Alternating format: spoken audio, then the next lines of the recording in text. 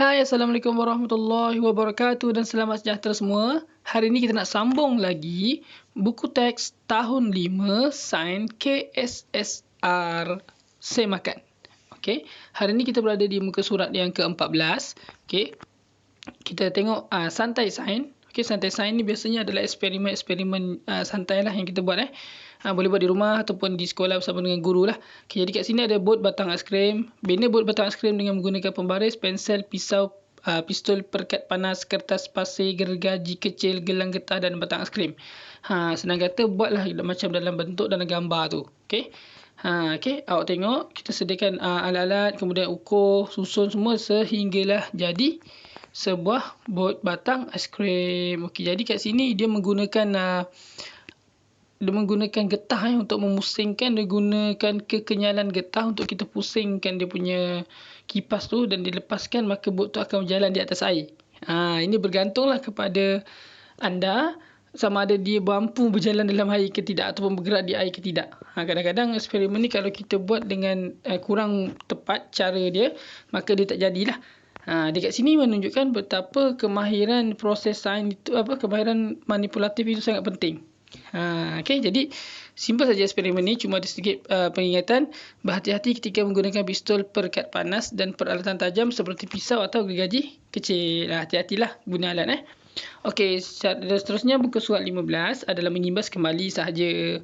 Okey, kita memahami dan menyelesaikan suatu masalah secara saintifik dengan menggunakan kemahiran proses sains seperti yang berikut: memerhati, mengelas, mengukur dengan menggunakan nombor, membuat inferen, meramalkan, berkomunikasi, menggunakan perhubungan ruang dan masa, mentafsir data, mendefinisi secara operasi, mengawal pemboleh ubah, membuat hipotesis dan mengeksperimen. Ke-12 kemahiran proses sains ini telah pun anda pelajari ketika anda berada di darjah 4, dan kalau anda tak ingat, anda boleh tengok video saya untuk tahun 4 Sains KPS.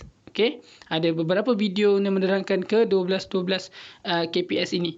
Okey, asas minda. Jom hari ini kita akan membuat soalan asas minda dan berbincang bersama-sama. Okey, jawab soalan yang berikut dalam buku latihan sains. Ikutlah kalau cikgu suruh buka apa kan. Kita kat sini kita bincang ya. Soalan pertama. Berikan inferen yang sesuai bagi situasi yang berikut. Ingat inferen adalah sebab daripada pemerhatian. Jawapan dia mestilah bermula daripada sebab ataupun kerana. Okey. A. Kita nampak ada gambar kayu balak yang besar terapung di atas permukaan air. Jadi pemerhatian kita kan sebab daripada pemerhatian kan. Sebab apa pemerhatian kita apa? Pemerhatian kita kayu balak tu terapung. Sebab dia apa? Kenapa kayu balak boleh terapung atas air? Sebab kayu balak lebih tumpat daripada air. Kita dah belajar ketumpatan kan? Jadi sebab kayu balak lebih tumpat. Kayu balak kurang tumpat berbanding air. Kedua, kadar pernafasan menjadi lebih tinggi selepas bersenam. Pemerhatian dia. Jadi kenapa dia lebih tinggi selepas bersenam? Kerana kita akan menarik dan menembus nafas dengan lebih banyak kan, lebih kerap kan. Jadi kita boleh jawab kat situ kerana selepas bersenam memerlukan oksigen yang lebih banyak untuk menggantikan oksigen yang telah ditahan-tahan tadi masa lari kan. Senang kata jawapan dia macam inilah. Kerana perlu lebih banyak oksigen. Kerana perlu lebih banyak oksigen ataupun sebab kita memerlukan lebih banyak oksigen selepas bersenam. Okey. Okey, seterusnya nombor 2. Raja di bawah menunjukkan 2 cara murid tahun 5 Zamrud ke sekolah. Jarak di antara rumah mereka ke sekolah adalah sama, iaitu 1 kilometer. Okey. Jadi murid A dan murid B. Yang murid A naik motor, murid B naik basikal. Okey. Ramalkan tempoh yang diambil oleh kedua-dua murid itu untuk ke sekolah. Bila dikata ramal, awak kena letak nombor. Ramal kan kita agak-agak. So kita rasakan kalau 1 kilometer naik motor. Yang bawa bapak dia kan. Kalau bawa bapak dia mungkin dalam 10 minit lah contoh kan. Okey, murid A 10 minit. Jadi murid B mungkin 20 minit. Sebab motor 10 minit, basikal 20 minit dah. Lebih kurang lah kan. Tak ada jawapan yang salah lah kalau awak jawab motor 15 minit. Basikal 30 minit pun boleh juga. Yang penting yang naik motor mestilah lagi cepat berbanding naik basikal. Okay. B. Jika murid B mengambil tempoh selama 15 minit untuk ke sekolah, berapakah tempoh yang diambil oleh murid A? Ni pun sama. Kita tak kisah kita jawab. Kalau dia kata 15 minit, jadi murid A mestilah berapa? Mestilah kurang daripada 15 minit. Mungkin 10 minit ataupun mungkin 5 minit. Tak kisah. Apa-apa jawapan yang kurang daripada 15 minit diterima. Okay. Alright. Seterusnya muka surat yang ke-16. Rajah di bawah menunjukkan bilangan penyu yang mendarat di perairan negeri M dalam tempoh 6 tahun. 6 tahun Kita tengok penyu tu, gambar penyu kan. Satu gambar penyu mewakili 100 ekor penyu bukan satu ekor jadi kita tengok pada tahun 2013 penyunya ada 4 biji. Bukan 4 ekor gambar kan. Jadi itu maksudnya 400 ekor. Okey. Pada 2014 ada 200 ekor, pada 2015 dan 2016 ada 100 ekor, pada 2017 meningkat kembali kepada 200 ekor dan pada tahun 2018 meningkat lagi kepada 300 ekor. Okey, suka saya ingatkan di sini paksi X iaitu tahun adalah pemboleh ubah dimanipulasikan dan paksi Y iaitu bilangan penyu itu adalah pemboleh ubah bergerak balas. Dalam graf kita boleh dapat lihat pemboleh ubah ini dengan mudah. Okey. Berdasarkan rajah di atas, apakah pemerhatian kamu? Bila kita kata pemerhatian, apa yang kita dapat lihat dekat sini? Kita boleh jawab, bilangan penyu berkurang dari tahun 2013 hingga 2016, kemudian meningkat dari tahun 2016 ke 2018. Okey. Kemudian B. Berikan inferen tentang bilangan penyu yang mendarat pada tahun 2015 dan 2016. Inferen, sebab. Kenapa? Apa yang berlaku dekat 2015 dan 2016? Sepatutnya berkurang makin rendah. Tapi ni tiba-tiba tidak berubah. Jadi kenapa agaknya? Secara menyeluruh kita lihat mula-mula penyu tu berkurang. Mestilah berlaku apa kalau ikut logik. Bila penyu makin kurang, mungkin berlaku kotoran yang terlalu banyak dekat tepi pantai. Okay? Sebab penyu ni dia tak nak naik dekat pantai kalau pantai buruk ataupun pantai tu dia kotor. Okay? Jadi mungkin pada tahun 2015 ke 2016 ni usaha sedang dijalankan untuk pembersihan pantai. Untuk tak nak bagi pantai tu kotor, dia bersihkan semula. Maka sebab itulah 2016 masih kekal sama macam 2015. Okay, sebab kalau tak dia makin jatuh. Tapi kenapa tiba-tiba dia kekal, dia tak jatuh? Jadi jawapan dia kat sini awak tulis pada tahun 2000. Inferen kan, dia jawapan sebab kan. Sebab atau kerana? Kerana pada ketika itu usaha pembersihan tepi pantai sedang giat dijalankan. Maksudnya kita sedang bersihkan lah. Itu jawapan tadi Okay. Kemudian C. Berapakah bilangan ataupun berapakah jumlah bilangan penyu yang mendarat dari tahun 2016 hingga 2018? Dia nak jumlah bilangan penyu. Okay, kita kira. 2016 ada 1, 2017 ada 2, 2018 ada 3. 1, 2, 3. Jadi semuanya ada 3, 4, 5, 6. Ada 6 kan? Okay, jadi maksudnya 600 ekor. Sangat mudah soalan C ni Jawapan dia 600 ekor. Janganlah awak tulis ayat panjang-panjang. Jumlah bilangan penyu yang mendarat dari tahun 2016 hingga 2018 adalah 600 ekor. Jangan. Tak payah. Ini bukan bahasa Melayu. Ini adalah sains. Tapi kalau buat macam tu salah tak? Tak salah. Tapi buang masa. Buang dakwat kan? Okay. Tulis saja 600. Kan? Yang keempat. Kelaskan objek yang berikut berdasarkan ciri-ciri yang dikenal pasti. Okey, sekarang ni dia tak bagi apa-apa kotak, dia tak bagi apa-apa jadual, dia bagi bahan, suka hati kita lah nak kelaskan dalam bentuk apa. Okey, tapi kita kena bijak, kita kena guna input-input sains yang telah kita pelajari sebelum-sebelum ini. Okay, kita tengok gambar yang ada adalah pensel, alas sarung tangan kan, sarung tangan untuk elak panas tu kan, untuk angkat makanan kan. Kemudian penebuk lubang, senduk, periuk dan juga stapler. Jadi kat sini saya dah nampak dah. Saya dah nampak dua pembahagiannya, iaitu pensel, sarung tangan dan juga pensel, sarung tangan dan juga senduk merupakan bahan yang diperbuat daripada kayu. Ataupun bukan daripada kayu, daripada tumbuhan lah senang kata. Kan dibuat daripada tumbuhan kan. Kemudian stapler, penebuk lubang dan juga periuk adalah bahan-bahan yang dibuat daripada bahan asas batuan. Batuan. Okay. Sebab kita tengok stapler tu daripada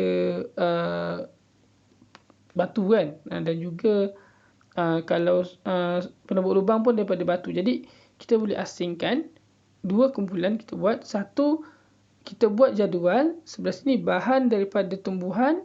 Yang kedua bahan yang daripada bahan asas tumbuhan. Yang kedua bahan asas batuan. Jadi jawapan dia adalah bahan asas tumbuhan, pensel, senduk dan sarung tangan. Yang kedua bahan asas batuan adalah periuk, stapler dan juga penebuk lubang. Okey. Mungkin ada bahagian kat stapler dengan penebuk lubang tu ada sikit-sikit plastik. Tapi yang penting kita nak tahu bahan asas yang kat dalam dia besi kan. Besi tu daripada batuan sebenarnya. Okey. Yang plastik dia tu yang luar-luar sikit tu je tak payah ambil kisahlah, kita ambil yang dalam. Okey, kita ambil yang major dia. Okey. Yang kelima. Suatu penyiasatan dijalankan untuk mengenal pasti sifat kimia bahan J. Apa benda bahan J tu? Kan? Bahan K apa dia? Bahan L dan bahan M dengan menggunakan kertas litmus merah dan kertas litmus biru. Okey. Keputusan penyiasatan ditunjukkan seperti yang berikut. Okey, kita ingat balik. Kalau kita nak buat ujian menggunakan kertas litmus, kita kena gunakan kedua-dua kertas litmus baru kita boleh dapat jawapan yang tepat dan betul. Okey. Di mana kita tahu bahawa kita dah belajar sebelum ni, kertas litmus kalau berubah, bila kita letakkan biru dan merah, kalau berubah jadi biru, maksudnya yang biru kekal biru, yang merah jadi biru, maka ia adalah bersifat alkali. Kalau kita letak merah dan biru kertas litmus itu, dia berubah jadi merah, iaitu biru jadi merah, merah kekal, merah, ia adalah bersifat asid. Okey. Dan kalau kita letak kedua-dua kertas litmus itu dan tiada sebarang perubahan, ia adalah alkali. Jadi kita lihat dekat sini. Bahan J guna kertas litmus biru dan merah, kedua-duanya menjadi biru. Okey, iaitu biru tak berubah lah. Maka J adalah alkali. K yang biru jadi merah, yang merah tak berubah. Jadi K adalah asid. L, biru masih kekal biru, merah kekal merah. L adalah neutral. Okey. Yang tak berubah neutral. M, biru jadi merah, merah kekal merah. Maksudnya ini pun adalah asid. Jadi itulah jawapan untuk soalan pertama tadi. Ramalkan sifat kimia bagi bahan K dan bahan M. Dapat saya dah sebut tadi. B. Kelaskan bahan J, K, L dan M kepada sifat kimia bahan yang betul. Jadi nak kelaskan, kita buatlah satu table ataupun jadual. Jadualnya ada 3 bahagian. Yang pertama, yang sebelah kiri mungkin awak boleh tulis asid. Okey, awak tulis asid, yang tengah-tengah alkali dan yang hujung neutral. Lepas tu awak letaklah bawah dia bahan J, asid yang tadi asid, bahan K dan bahan M. Alkali adalah bahan J. Neutral adalah bahan L. Buat saja kotak 3. Okey, 3 kotak. Okey, dalam jadual. Saya kata 3 lajur dan 3 baris. Okey. Jadi soalan seterusnya C. Apakah definisi secara operasi bagi alkali? DSO. DSO bagi alkali, maksudnya kalau dalam eksperimen ini kita lihat alkali itu maksudnya dia menukarkan warna kertas litmus merah kepada biru kan. Tapi kertas litmus biru tak berubah lah. Jadi ayat dia tulis, yang ni kena ada ayat dia. Tak boleh menjawab saja. Kalau DSO kena ada ayat dia. Definisi secara operasi bagi alkali, tu tak payahlah, awak buat macam ni je. Alkali ialah, senang jawab macam ni alkali ialah, ataupun alkali merubah warna kertas litmus merah kepada biru dan tidak menukar warna kertas litmus biru. Faham? Saya ulang. Alkali ialah merubah warna kertas litmus merah kepada biru, tetapi kertas litmus biru tidak berubah. Boleh juga. Ayat yang kedua tu mungkin tak sama dengan tadi, tapi yang penting maksud dia sama. Okey. D. Antara padanan bahan yang berikut, yang manakah bersifat alkali? Tandakan right pada kotak yang betul. Okey, alkali kita kena ingat. Alkali dia bersifat licin. Tapi dia tak semestinya pahit sebenarnya. Kalau yang dulu punya sukatan kita sebut asid masam. Alkali pahit. Tapi ingat tak untuk batch awak ni KSSR makan, dia ada satu trademark kat situ yang pasal kopi kan. Dia kata kopi ni dia pahit tapi dia asid. Sedangkan pahit sepatutnya alkali. Jadi dia tak semestinya pahit tu adalah alkali. Okey. Jadi untuk yang kat sini kita boleh lihat jus limau dan cuka dah tentu kedua-duanya masam dan kedua-duanya adalah asid.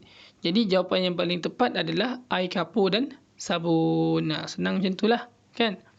Kita lihat soalan yang ke-6. Okey, soalan ke-6. Apakah perhubungan ruang dan masa bagi situasi di atas? Ingat tak perhubungan ruang dan masa? Maksudnya yang kita lihat apa yang berubah dalam segi masa ni. Kita tengok gambar kat sini adalah gambar pokok yang sedang membesar, bertumbuh kan. Selepas 2 hari, selepas 2 hari, selepas 2 hari. Yang bertambah apa kat situ? Yang bertambah adalah bilangan daun dan juga ketinggian kan. Jadi perhubungan ruang dan masa bagi situasi di atas adalah pertambahan daun semakin ataupun ayat macam ni. Bilangan daun bertambah apabila masa bertambah, ataupun ketinggian anak pokok bertambah apabila masa bertambah. Itu jawapannya. Okey, seterusnya soalan ke-7. Rajah di bawah menunjukkan kedudukan planet dari matahari dalam sistem suria. Kedudukan planet mempengaruhi tempoh yang diambil oleh planet untuk membuat satu peredaran lengkap mengelilingi matahari. Dia kata kedudukan planet ni mempengaruhi tempoh yang diambil oleh planet untuk membuat peredaran lengkap. Maksudnya kedudukan planet ni DPM, pemboleh bah manipulasi. Satu peredaran lengkap mengelilingi matahari itu adalah pemboleh bah bergerak balas. Maksudnya lagi jauh daripada matahari, lagi lamalah dia nak buat satu pusingan lengkap. Kemudian dalam gambar dia ada bagi kat bawah, apakah planet R? Kita kena lihat planet R tu nombor berapa. Kita kira daripada matahari kan. 1, 2, 3, 4, 5. Dan kita pun dapat lihat bahawa planet itu dia agak besar. Sangat besar kan. Sangat besar, paling besar. Jadi planet R adalah planet Mushtari. Saya ulang, planet Mushtari iaitu planet paling besar dalam sistem suria. Okey. B. Berdasarkan penyiasatan di atas, nyatakan pemboleh ubah. Tadi disebut dimanipulasi dan bergerak balas kan. Yang dimanipulasi adalah apa? Kedudukan planet dari matahari. Yang bergerak balas adalah masa untuk membuat satu peredaran lengkap mengelilingi matahari. Okey. Jadi Bain hipotesis untuk C tu, berdasarkan pemerhatian dalam penyiasatan ini, hipotesis semakin perubahan PM semakin perubahan PB. Ingat ayat dia. Jadi kita boleh buat ayat, semakin jauh jarak planet dari matahari, semakin lama masa untuk membuat satu peredaran lengkap mengelilingi matahari? Okey. D. Ramalkan tempoh yang diambil oleh planet R untuk membuat satu peredaran lengkap mengelilingi matahari berbanding dengan bumi. Nak tak nak kita kena tahulah bumi mana. Dah tulis kat situ kan, bumi yang ketiga. Planet R adalah yang kelima daripada matahari. Ramalkan tempoh kan. Jadi berikan inference kamu. Jadi kita kena ada pengetahuan kat sini, iaitu bumi mengambil masa 365 hari. Kan? Ataupun 365 1/4 hari untuk mengelilingi matahari. Jadi, tempoh planet R untuk mengelilingi bumi mestilah lebih daripada 365 1/4 hari. Okey. Kalau awak tengok pada pembelajaran kita sebelum ni, dia ada bagi tahu berapa lama dia. Kalau awak rajin boleh tengok pada buku tahun 4. Saya pun tak berapa ingat. Jadi, kalau saya rasa untuk ramalkan tempoh ni sepatutnya ada nombor dia. Tapi kalau untuk kemahiran bab 1 ni, sekarang kita boleh tulis, kalau kita tulis ramalkan tempoh tu, kita tulis lebih lama daripada 365 hari pun memadai untuk aktiviti hari ni sajalah. Kalau masa peksa tu mungkin lain lah. Jadi sampai situ dulu muka surat 18 kita bincangkan. Jadi saya harap semua dapat memahami dengan baik apa yang telah saya bincangkan di sini, dan semoga kita akan jumpa lagi pada kelas akan datang. Nantikan video saya yang seterusnya. Tolong subscribe dan tekan butang loceng. Kita jumpa lagi pada kelas akan datang. Assalamualaikum dan selamat sejahtera.